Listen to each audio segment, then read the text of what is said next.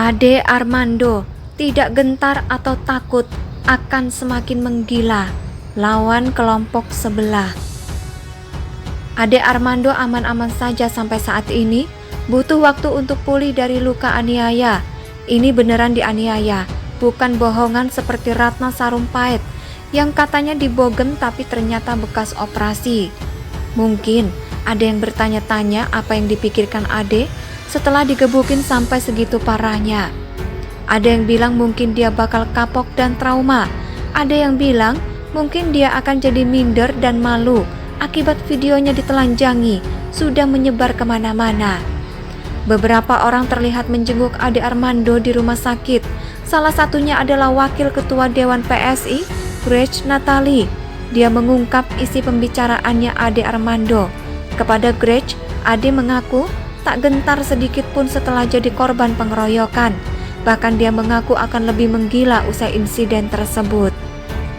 Tadi dia bilang dengan suara tidak gentar sedikit pun, "Jangan kalian pikir saya akan takut dan diam. Saya justru akan semakin gila setelah ini," kata Grace lewat akun Instagram pribadinya. Berdasarkan saksi mata, pelaku pengeroyokan sepertinya memang bukan mahasiswa, tapi beberapa foto dan nama pelaku yang tersebar di media sosial, mereka seperti bukan mahasiswa, tapi penunggang yang ikutan demo. Insiden pengeroyokan terjadi beberapa saat setelah mahasiswa mulai meninggalkan lokasi aksi. Tersangka pengeroyokan bertambah jadi 6 orang, 2 sudah ditangkap, sedangkan 4 lainnya masih buron. Mari kita bicara soal pernyataan Ade Armando tadi. Dia mengaku tidak takut setelah mengalami insiden mengerikan. Bahkan dia mengaku akan makin menggila. Menggila di sini mungkin maksudnya adalah akan semakin membuat kadrun ngamuk-ngamuk. Ada orang yang jadi trauma setelah mengalami kejadian mengerikan, tapi ada yang makin dendam dan tercambuk untuk melawan kelompok sebelah. Saya sarankan Ade Armando, jangan lagi coba-coba turun untuk meliput aksi demo ataupun sekedar lewat dan melihat-lihat. Demo sekarang, apalagi yang terkait politik, sudah pasti akan disusupi. Demo politik akan ditunggangi oleh kelompok pembenci. Ketika Ade Armando di lokasi, ada orang yang memfoto dirinya dan membagikan informasi lokasi di grup WhatsApp. Ini jelas adalah ajakan provokasi untuk mengundang siapapun yang merasa sangat benci dengan Ade dan menghajarnya.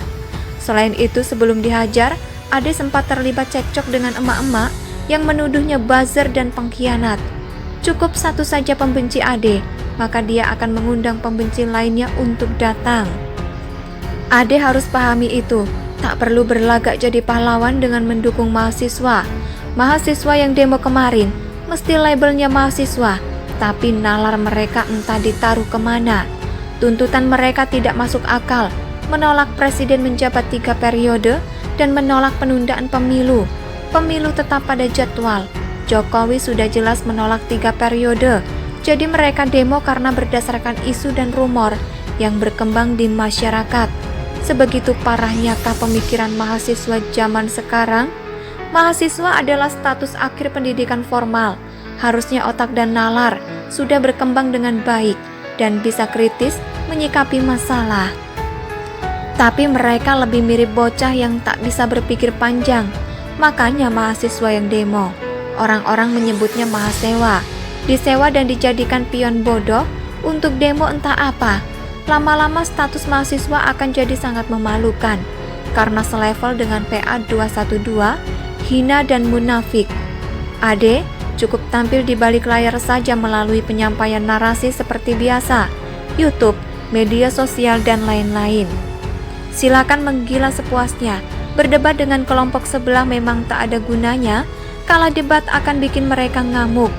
Bahkan mereka akan gunakan kekerasan. Otak mereka sudah teracuni. Mereka lebih suka pakai otot daripada pakai otak dalam penyelesaian masalah. Makanya kalau ada kesempatan, mereka akan melampiaskan emosi dengan kekerasan. Perlu cara yang agak beda untuk meladeni pola pikir mereka yang kotor itu. Zaman sekarang tidak ada gunanya lagi adu otot.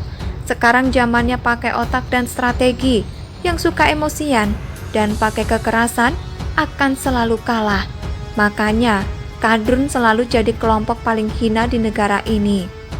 Selain tak ada otaknya, hatinya selalu diliputi kebencian dan nafsu untuk balas dendam dengan cara yang sesadis-sadisnya.